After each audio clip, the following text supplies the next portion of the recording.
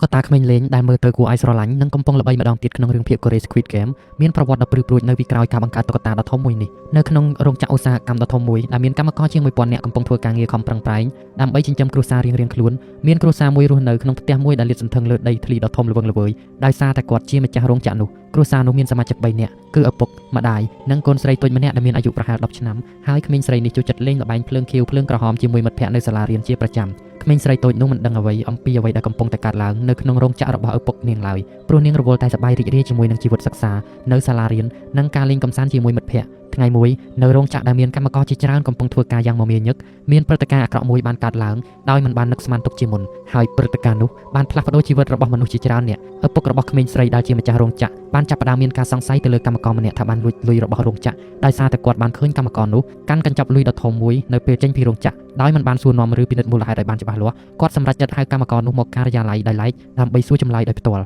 ់នៅក្នុងបន្ទប់ការិយាល័យដែលមានបរិយាកាសតានតឹងនិងគួរឲ្យភ័យខ្លាចឪពុករបស់ក្មេងស្រីបានសួរសំណួរជាច្រើនទៅកាន់កម្មករនោះដោយបង្ខំគាត់ឲ្យសារភាពថាបានលួចលុយកម្មករនោះបានប្រកែកយ៉ាងម៉ឺងម៉ាត់ថាគាត់មិនបានលួចលុយឡើយហើយបានបញ្យល់ថាលុយនោះគឺជាប្រាក់សន្សំរបស់គាត់អស់រយៈពេលជាច្រើនឆ្នាំដើម្បីព្យាបាលជំងឺរបស់កូនស្រីគាត់ទោះបីជាយ៉ាងណាក៏ដោយឪពុកនៃក្មេងស្រីបានបដិសេធមិនជឿលើការបញ្យល់នេះហើយបានបន្តការចោទប្រកាន់កម្មករនោះដដែលដោយសារតែកំហឹងដែលកាន់តែកើនឡើងនិងការមិនជឿជាក់ទៅលើពាក្យសម្ដីរបស់កម្មករឪពុកបានធ្វើសកម្មភាពដ៏ឆេវឆាវមួយដែលគាត់មិនអាចដកថយវិញបានគាត់បានចាប់កាំភ្លើងដែលលាក់ទុកនៅក្នុងថតតុហើយបាញ់ទៅលើកម្មករនោះដោយមិនគិតគូរអ្វីទាំងអស់សំឡេងផ្ទុះកាំភ្លើងបានបន្លឺឡើងយ៉ាងខ្លាំងបណ្ដាលឲ្យកម្មករផ្សេងទៀតនៅខាងក្រៅការិយាល័យភ័យតក់ស្លុតនិងរត់ចូលមកក្នុងការិយាល័យដើម្បីមើលថាតើមានរឿងអ្វីកើតឡើងពេលនោះពួកគេបានឃើញឈាមហូរចេញពីរាងកាយរបស់កម្មករដែលត្រូវបាញ់ហើយឪពុកនៃក្មេងស្រីកំពុងឈរកាន់កាំភ្លើងដោយញ័ររន្ធត់ដោយដឹងថាខ្លួនបានប្រព្រឹត្តអំពើឃាតកម្មដ៏គួរឲ្យរន្ធត់ហើយមានសាក្សីជាច្រើនអ្នកបានឃើញផ្ទាល់ភ្នែកឪពុកបានចាប់ផ្ដើមគិតរកវិធីលាក់បាំងអំពើនេះគាត់បានគិតថាប្រសិនបើជាមិនលុបបំបាត់សាក្សីទាំងអស់ទេគាត់នឹងត្រូវជាប់គុកអស់មួយជីវិតហើយក្រុមគ្រួសាររបស់គាត់នឹងត្រូវរស់នៅក្នុងភាពអាម៉ាស់ដោយមិនចង់ឲ្យរឿងនេះកើតឡើ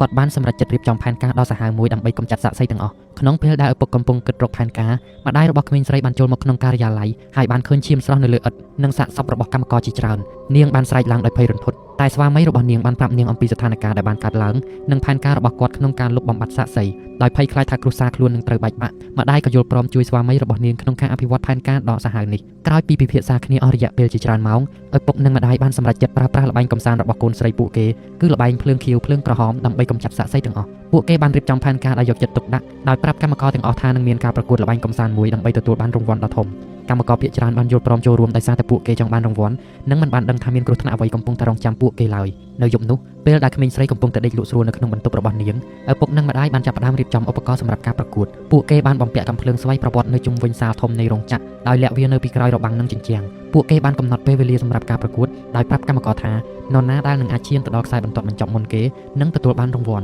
់ប៉ុន្តែអ្វីដែលកម្មករមិនបានដឹងគឺថានោះមិនមែនជាការប្រកួតធម្មតាទេតែជាការប្រកួតដើម្បីរស់រានមានជីវិតព្រឹកថ្ងៃបន្ទាប់នៅពេលដែលព្រះអាទិត្យកំពុងតែរះឡើងកម្មករទាំងអស់បានមកដល់រោងចក្រដោយមានអារម្មណ៍រំភើបនិងសង្ឃឹមថានឹងឈ្នះរង្វាន់ពួកគេមិនបានដឹងសោះថានេះគឺជាថ្ងៃចុងក្រោយនៃជីវិតរបស់ពួកគេភាគច្រើនឪពុកនិងម្ដាយបានឈរនៅមុខកម្មករទាំងអស់ដែលមានស្នាមញញឹមខ្លាំងៗនៅលើមុខហើយបានពន្យល់អំពីវិធានល្បែងពួកគេបានប្រាប់កម្មករថានៅពេលដែលឮសំឡេងបញ្ជាថាភ្លើងខៀវពួកគេអាចផ្លាស់ទីហើយនៅពេលដែលឮថាភ្លើងក្រហមពួកគេត្រូវតែឈប់អ្នកណាដែលផ្លាស់ទីនៅពេលភ្លើងក្រហមនឹងត្រូវចាញ់ពីការប្រកួតនៅពេលដែលការប្រកួតចាប់ផ្ដើមកម្មករទាំងអស់បានចាប់ផ្ដើមផ្លាស់ទីដោយមានក្តីសង្ឃឹមនិងភាពរំភើបដោយមិនដឹងថាពួកគេកំពុងតែដើរចូលទៅក្នុងអន្ទាក់នៃសេចក្តីស្លាប់សំឡេងភ្លើងខៀវបានបន្លឺឡើងហើយកម្មករទាំងអស់បានចាប់ផ្ដើមដើរទៅមុខយ៉ាងលឿនភ្លាមនោះសំឡេងភ្លើងក្រហមក៏បានរន់ឡើងធ្វើឲ្យកម្មករទាំងអស់ឈប់ភ្លាមដោយភ័យស្លុតប៉ុន្តែមានកម្មករខ្លះដែលមិនទាន់បានឈប់ទាន់ពេលវេលាហើយនៅតែបន្តផ្លាស់ទីភ្លាមនោះសំឡេងផ្ទុះកាំភ្លើងក៏បានបន្លឺឡើងហើយកម្មករទាំងនោះក៏បានដួលចុះទៅលើឥដ្ឋដែលមានឈាមហូរពេញរាងកាយនៅពេលដែលទិដ្ឋភាពដ៏រន្ធត់នេះកម្មករផ្សេងទៀតបានចាប់ផ្ដើមស្រែកយំដោយភ័យខ្លាចនិងព្យាយាមរត់គេចពីសាលធំនេះប៉ុន្តែទ្វារទាំងអស់ត្រូវបានបិទជិតដោយមានការការពារយ៉ាងតឹងរ៉ឹងឪពុកនិងម្ដាយបានឈរមើលទិដ្ឋភាពនេះដោយមិនបង្ហាញអារម្មណ៍អ្វីទាំងអស់ដោយគិតតែពីការលុបបំបាត់សាក្សីទាំងអស់ពួកគេបានបន្តល្បែងនេះដោយបញ្ជាឲ្យកម្មករទាំងអស់បន្តលេងទោះបីជាពួកនោះមិនចង់ក៏ដោយម៉ោងបន្ទាប់មកសាលធំនោះបានក្លាយទៅជាសមរភូមិនៃការសម្លាប់រង្គាលកម្មករជាច្រើនអ្នកបានដួលស្លាប់នៅលើឥដ្ឋខណៈពេលដែលអ្នកនៅសល់បន្តព្យាយាមរកវិធីរស់រានមានជីវិតសំឡេងស្រែកយំនិងការអង្វរសុំជីវិតបានបំពេញពាសពេញសាលធំប៉ុន្តែឪពុកនិងម្ដាយនៅតែបន្តលេងល្បែងនេះដោយគ្មានក្តីមេត្តា ពួកគេបានគិតថាការធ្វើបែបនេះគឺជាវិធីតែមួយគត់ដើម្បីរក្សាគ្រួសាររបស់ពួកគេឲ្យនៅជាមួយគ្នានិងជៀសផុតពីការជាប់ពន្ធនាគារនៅចុងបញ្ចប់នៃការប្រកួតដ៏រន្ធត់នេះមានតែកម្មករ2នាក់ប៉ុណ្ណោះដែលនៅរស់ពួកគេបានឈរនៅមុខឪពុកនិងម្ដាយដែលភ័យរន្ធត់ដោយមិនដឹងថានឹងមានអ្វីកើតឡើងបន្តទៀតឪពុកនិងម្ដាយបានត្រឹមតែសម្លឹងមើលគ្នាទៅវិញទៅមកហើយបានសម្រេចចិត្តថាពួកគេមិនអាចទុកសាក្សីទាំងពីរនេះឲ្យរស់បានទេដែលមិនមានជំរឿផ្សេងពួកគេក៏សម្រេចចិត្តបាញ់សម្លាប់កម្មករទាំងពីរនោះដោយខ្លួនឯងផ្ទាល់នៅពេលដែលសាលធំនោះពុះពេញទៅដោយសាកសពនិងឈាមឪពុកនិងម្ដាយបានឈរនៅកណ្ដាលសាលដោយមានអារម្មណ៍ស្ងប់ស្ងាត់និងភ័យខ្លាចក្នុងពេលតែមួយពួកគេបានដឹងថាពួកគេបានប្រព្រឹត្តអំពើឧក្រិដ្ឋកម្មដ៏ធំមួយហើយមិនអាចត្រឡប់ក្រោយវិញបានឡើយពួកគេបានគិតអំពីកូនស្រីរបស់ខ្លួនដែលកំពុងតែដេកលក់យ៉ាងស្កប់ស្ងាត់នៅក្នុងផ្ទះដោយមិនដឹងថាឪពុកម្ដាយរបស់នាង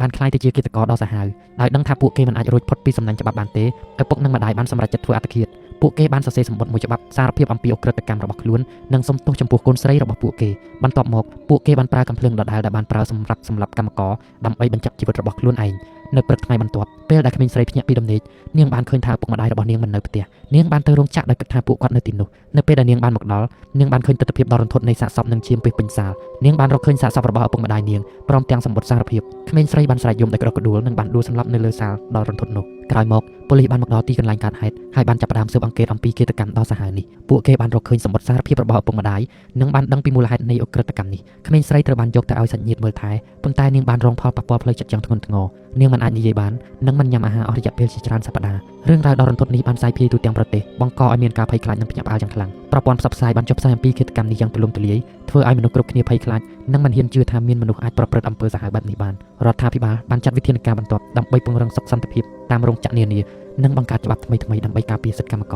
រក្រោយពីព្រឹត្តិការណ៍ដ៏រន្ធត់នេះបានកន្លងផុតទៅជាច្រើនឆ្នាំក្រុមហ៊ុនកំសាន្តមួយបានមានគំនិតបង្កើតសួនកំសាន្តដ៏ធំមួយដើម្បីទាក់ទាញភ្ញៀវទេសចរនិងផ្ដល់កន្លែងសម្រាប់ក្រុមគ្រួសារមកលេងក្នុងចំណោមគំនិតជាច្រើនសម្រាប់ការតុបតែងសួនកំសាន្តនេះមានគំនិតមួយដែលបានទទួលការគាំទ្រយ៉ាងខ្លាំងគឺការបង្កើតរូបសំណាកតុក្កតាដ៏ធំមួយដែលមានរូបរាងដូចជាក្មេងស្រីតូចម្នាក់គំនិតនេះត្រូវបានបំផុសឡើងដោយរឿងរ៉ាវដ៏រន្ធត់ដែលបានកើតឡើងកាលពីជាច្រើនឆ្នាំមុនដែលយករូបរាងរបស់ក្មេងស្រីដែលបាត់បង់ឪពុកម្ដាយនោះមកធ្វើជាគំរូការសាងសង់រូបសំណាកតុក្កតានេះបានចាប់ផ្ដើមឡើងដោយមានការចូលរួមពីវិស្វករនិងសិល្បករជាច្រើននាក់ពួកគេបានប្រឹងប្រែងយ៉ាងខ្លាំងដើម្បីបង្កើតរូបសំណាកនេះឲ្យមានភាពស្រស់ស្អាតនិងទាក់ទាញរូបសំណាកនេះមានកម្ពស់ជាង10ម៉ែត្រធ្វើពីឈើនិងដែកដែលមានគុណភាពល្អបំផុតមុខរបស់តុក្កតាត្រូវបានរចនាឡើងដោយយកចិត្តទុកដាក់ដោយមានភ្នែកពណ៌ខៀវស្រស់និងសក់ពណ៌ទង់ដែងដែលហាក់ដូចជាកំពុងតែបក់ដោយខ្យល់សម្លៀកបំពាក់របស់តុក្កតាត្រូវបានរចនាឡើងតាមរចនាបថសម័យទំនើបប៉ុន្តែនៅតែរក្សាបាននូវភាពសាមញ្ញនិងស្និទ្ធស្នាលរបស់ក្មេងស្រីតូចនៅថ្ងៃសម្ពោធសួនកំសាន្តមនុស្សរាប់ពាន់នាក់បានមកចូលរួមដែលមានទាំងអាជ្ញាធរមូលដ្ឋានអ្នកកាសែតនិងភ្ញៀវកិត្តិយសជាច្រើនអ្នកពិធីសម្ពោធបានចាប់ផ្ដើមដោយមានសន្ទរកថារបស់ប្រធានក្រុមហ៊ុនដែលបានលើកឡើងពីគោលការណ៍នៃការបង្កើតសួនកំសាន្តនេះនិងសារៈសំខាន់នៃការចងចាំប្រវត្តិសាស្ត្របន្ទាប់មកពួកគេបានបើកសម្ពោធរូបសំណាកតុក្កតាដ៏ធំនោះដោយទាញក្រណាត់ដែលគ្របពីលើវ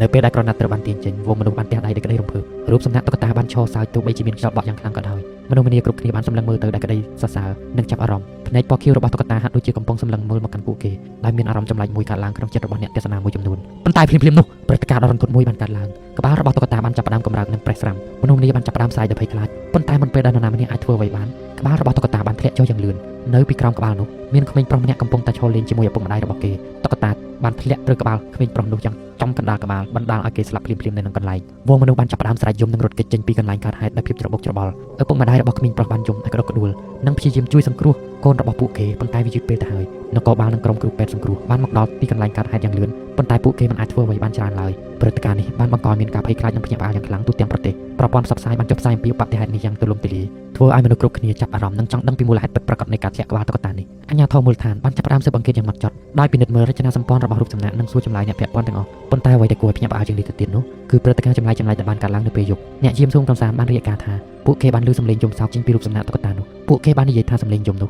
ស្ដាប់ទៅដូចជាសំឡេងក្មេងស្រីតូចម្នាក់កំពុងតែយំដោយក្តុកក្តួលលើសពីនេះទៅទៀតពួកគេបានអះអាងថាពួកគេបានឃើញភ្នែករបស់តុក្កតាកម្រើកហាក់ដូចជាកំពុងមើលជុំវិញខ្លួនរឿងរ៉ាវទាំងនេះបានផ្សាយភាយយ៉ាងលឿនបង្កើតឲ្យមានការភ័យខ្លាចនិងចម្ងល់ក្នុងចំណោមមនុស្សគ្រប់គ្នាមានអ្នកខ្លះបានចាប់ផ្ដើមជឿថាវិញ្ញាណរបស់ក្មេងស្រីដែលបានស្លាប់កាលពីជាច្រើនឆ្នាំមុនបានចូលសន្តិដ្ឋក្នុងរូបសំណាកនេះអ្នកផ្សេងទៀតបានគិតថានេះគ្រាន់តែជាការស្រមៃរបស់អ្នកយាមតែភ័យខ្លាចប៉ុណ្ណោះទោះបីជាយ៉ាងណាក៏ដោយរឿងរ៉ាវនេះបានទាក់ទាញចំណាប់អារម្មណ៍យ៉ាងខ្លាំងពីសាធារណជនអ្នកស្រាវជ្រាវនិងអ្នកវិទ្យាសាស្ត្រជាច្រើនបានមកដល់សួនកំសាន្តដើម្បីសិក្សានិងស្វែងយល់អំពីព្រឹត្តិការណ៍ចម្លែកនេះពួកគេបានដាក់ឧបករណ៍តាមដាននិងកាមេរ៉ាជុំវិញរូបសំណាកដើម្បីព្យាយាមចាប់យកភស្តុតាងនៃការកម្រើកឬសំឡេងចម្លែកប៉ុន្តែទោះបីជាពួកគេបានព្យាយាមយ៉ាងណាក៏ដោយក៏ពួកគេមិនអាចរកឃើញភស្តុតាងច្បាស់លាស់ណាមួយដែលអាចបញ្ជាក់ថារូបសំណាកនេះពិតជាមានវិញ្ញាណឡើយទោះបីជាយ៉ាងណាក៏ដោយរឿងរ៉ាវអំពីរូបសំណាកតុក្កតាដ៏ចម្លែកនេះបានបន្តផ្សាយភាយនិងក្លាយជារឿងព្រេងនិទានមួយនៅក្នុងតំបន់នោះមនុស្សជាច្រើនបានមកទស្សនារូបសំណាកនេះដោយសង្ឃឹមថានឹងបានឃើញឬឮពីអ្វីមួយចម្លែក ទោះបីជាសួនកំសាន្តបានបិទទ្វារជាបណ្ដោះអាសន្នក៏ដោយក្រោយពីឧបទ្ទហេតុនោះប៉ុន្តែនៅពេលបើកវិញមនុស្សកាន់តែច្រើនបានមកទស្សនារូបសំណាកតុក្កតាបានក្លាយជាទីតាំងទេសចរណ៍ដ៏ល្បីល្បាញមួយទាក់ទាញភ្ញៀវទេសចរពីគ្រប់ទិសទីច្រើនឆ្នាំបានកន្លងផុតទៅប៉ុន្តែរឿងរ៉ាវអំពីរូបសំណាកតុក្កតានេះ